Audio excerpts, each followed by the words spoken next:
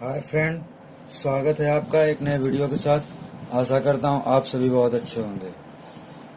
कुछ हमारे टेक्नीशियन भाई हैं जिनको बड़ी कंफ्यूजन रहती है वाटर अलार्म को लेकर, क्योंकि कार ऑपरेट होने के लिए ट्रांसफार्मर होता है, वो फूक जाता, मार्केट में नहीं मिल पाता है। तो हम इसकी जगह किसका यूज करें? तो हम इसकी जगह चार्जर का यूज कर सकते हैं फ्रेंड, क्योंकि ये हमारा जो कार्ड होता है 5 वोल्ट से ऑपरेट होता है। इसकी जगह हम चार्जर लगा सकते हैं।